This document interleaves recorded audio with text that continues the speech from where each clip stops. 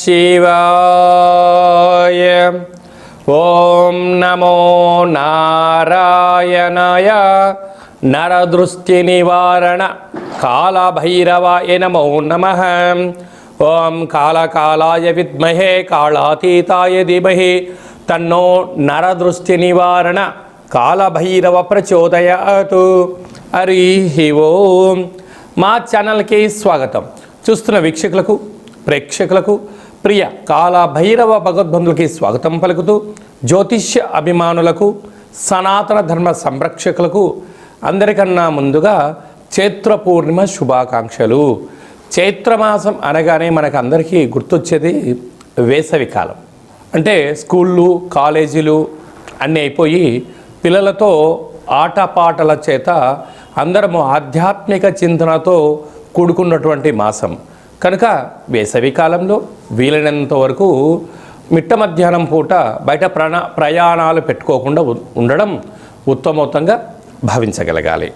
1 April నెల 2026 నుండి 15/4/2026 వరకు పుట్టినటువంటి వారందరికీ కూడా ముందస్తుగా జన్మదిన శుభాకాంక్షలు. గతంలో వివాహం చేసుకున్న వారికి వివాహ వార్షికోత్సవ శుభాకాంక్షలు. ద్వాదశ రాశుల్లో గ్రహ గమనాలను వీక్షింపచేద్దాం. మేషరాశిలో ఏడాది తర్వాత శుక్ర భగవానుడు సంచార స్థితి, 12 సంవత్సరాల తర్వాత దేవగురు బృహస్పతి మిథున రాశిలో సంచార స్థితి, 18 సంవత్సరాల తర్వాత సింహరాశిలో కేతు సంచార స్థితి, కుంభరాశిలో కుజుడు, బుధుడు మరియు రాహు సంచార స్థితి, 30 సంవత్సరాల తర్వాత మీనరాశిలో శని భగవానుడు, ఏడాది తర్వాత రవి భగవానుడితో కలిపినటువంటి శని భగవానుడు సంచార స్థితితో ద్వాదశ రాశుల్లో గ్రహ గమనాలు ఈ విధంగా ఉన్నాయి. మీనరాశి వారికి ఎన్నడూ లేనటువంటి విధంగా ఒకవైపు ఏలనాటి శని ప్రభావం ఉండినను ఆదాయ వ్యయాలలో విపరీతమైన అదృష్టం మీ దగ్గర రాబోతుంది. ఇలాంటి కాల సమయంలో గ్రహ దోషాన్ని తొలగించుకొని అఖండ లక్ష్మీ కటాక్ష యోగం ఎలా పొందాలో ఈ వీడియోలో సవివరంగా సంపూర్ణంగా తెలుసుకుందాం. మీనరాశిలో ఏ నక్షత్రాలు వస్తాయనగా పూర్వాభాద్ర నక్షత్రంలోని చివరి పాదం 4వ పాదము, ఉత్తరాభాద్ర నక్షత్రంలోని 4 పాదాలు, రేవతి నక్షత్రంలో 4 పాదాలు కలిపితే మీనరాశి. రాశాధిపతి దేవగురు బృహస్పతి. ఈ శ్రీ పరాభావనామ సంవత్సరంలో మీనరాశి వారి అంతా అదృష్టవంతులు ఎవరు లేరు అని చెప్పి గమనించాలి. కాకపోతే ప్రారంధకాల సమయంలోనే రాశిలోనే ఆయుకారకుడు రవి, ప్రాణాంతకారకుడైనటువంటి అనారోగ్యకారకుడు శని భగవానుడితో కలిపి సంచారం చేయనప్పుడు కొద్దిపాటి జాగ్రత్తలు అవసరం. తస్మాత్ జాగ్రత్త అని చెప్పి గమనించగలగాలి.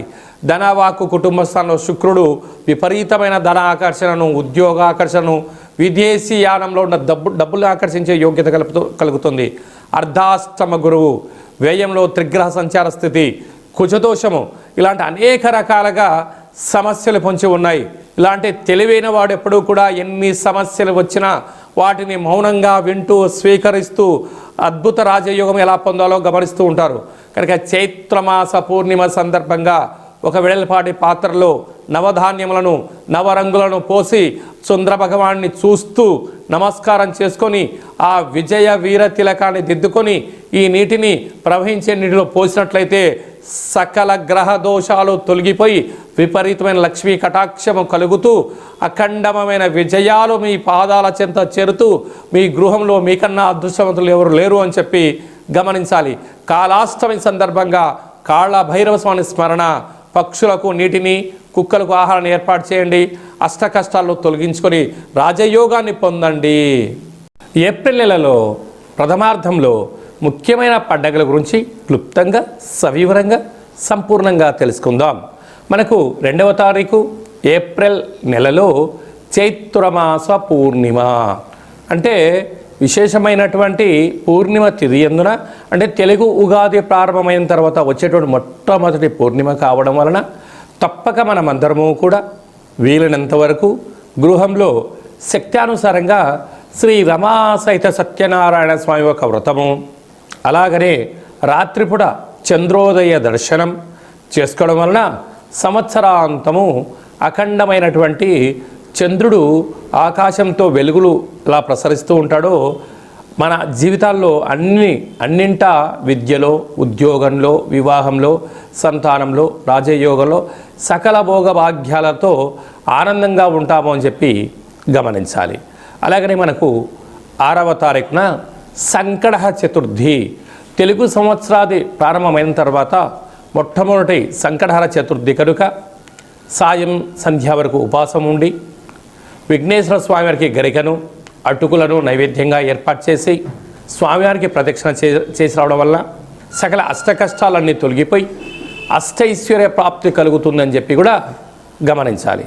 అలాగనే మనకు 10వ తారీఖున చైత్రమాస బహుళపక్ష కాళాష్టమి, తెలుగు ఉగాది ప్రారంభం అయిన తర్వాత వచ్చేటువంటి మొట్టమొదటి కాళాష్టమి కనుక కాలాన్ని మనం జయింపచేయాలన్నా, జాతకంలో ఉండబడిన గ్రహదోషాలు తొలగించుకోవాలన్నా, జీవితంలో మనం అనుకున్న గమ్యాలు చేరాలన్నా కాలాన్ని శాసింపజేసే శక్తి కాలభైరవుడికి ఉంటుంది కనుక ఇంట్లో కూష్మాండ దీపము, కాలభైరవ అష్టకాన్ని వినడం, స్మరణ చేయడం, ధ్యానం చేయడం, పక్షులకు ఇది వేసవికాలం కావడం వలన కాకులకు, పావురాలకు నీటిని, ఆహారాన్ని వేయడం వలన సకల దోషాలు తొలగిపోతాయి. అలాగనే చాలామందికి ఈ వేసవి కాలంలో అనేక రకాలమైనటువంటి ఇబ్బందులు ఉంటాయి. వీటిని అధిగమించగలగాలి అన్నట్లయితే తప్పక కాళాష్టమి తిథి యందున భైరవ స్వామికి స్మరణ, ధ్యానం అవసరం. అలా కుదరాలైనటువంటి వారు ఎవరైనా ఉన్నట్లయితే ఈ కింది నెంబర్ మీరు సంప్రదించినట్లయితే, మీ గోత్రనామాలు పంపించినట్లయితే మన యొక్క దేవాలయంలో నిత్య కాళభైరవ పూజా కార్యక్రమాలు, హోమ కార్యక్రమాలు జరుగుతుంటాయి. అలాగనే కాశీ క్షేత్రంలో కూడా మనము నిత్యము కాళభైరవ పూజా కార్యక్రమం నిర్వహించడం జరుగుతుంది. కనుక మీ గోత్రనామాలు పంపించగలిగినట్లయితే మీకు అక్కడ పూజ చేయించి వీడియో కాల్ ద్వారా ప్రత్యక్ష ప్రసారాన్ని చూపిస్తూ కాళభైరవుడి యొక్క ఆశీస్సులను మీకు అందజేయడం జరుగుతుందని చెప్పి గమనించాలి. కనుక మీ యొక్క వ్యక్తిగత జాతకం తెలుసుకోవాలనుకుంటున్నారా? మీ యొక్క పేరు, పుట్టినటువంటి తేదీ, నెల, సంవత్సరం, పుట్టిన సమయం వ్రాసి వాట్సాప్లో పంపించగలిగినట్లయితే 100 సంవత్సరాల జాతకాన్ని వ్రాసి పంపించి మీరు పుట్టినప్పుడు గ్రహ గమనాలు ఎలా ఉన్నాయి, ప్రస్తుతం ఎలా ఉంటున్నాయి, రాబోయే కాలంలో ఎలా ఉంటున్నాయి, ఈ తెలుగు ఉగాది పండుగ నుంచి ఆదాయ వ్యయాలు, పరిస్థితులు, ఎలాంటి కార్యక్రమాలు ఆచరింపచేయాలి, ఎలాంటి కార్యక్రమంలో మనం విజయం సాధించబోతున్నామో అన్ని విషయాలను మీకు సవివరంగా సంపూర్ణంగా తెలియజేయడం జరుగుతుంది. డేటా బర్త్లు లేనటువంటి వారికి పేరు యొక్క మొదటి అక్షరాన్ని అనుసరిస్తూ రాశి స్థితిగతులను తెలియచేస్తూ రమణ శాస్త్రం ద్వారా అనగా గవ్వల ద్వారా కాళభైరవ ఉపాసన చేత భూత భవిష్యత్ వర్తమానాన్ని గవ్వల జ్యోతిష్యం ద్వారా తెలియజేయడం జరుగుతుంది. అందరికీ శుభాన్ని, ఐశ్వర్యాన్ని, ఆనందాన్ని చైత్ర పూర్ణిమ నుండి ఈ తెలుగు ఉగాది సంవత్సరం అందరూ అద్భుతమైన విజయాలు సాధించాలని కోరుకుంటూ మనసారా ఆశీర్వచనం.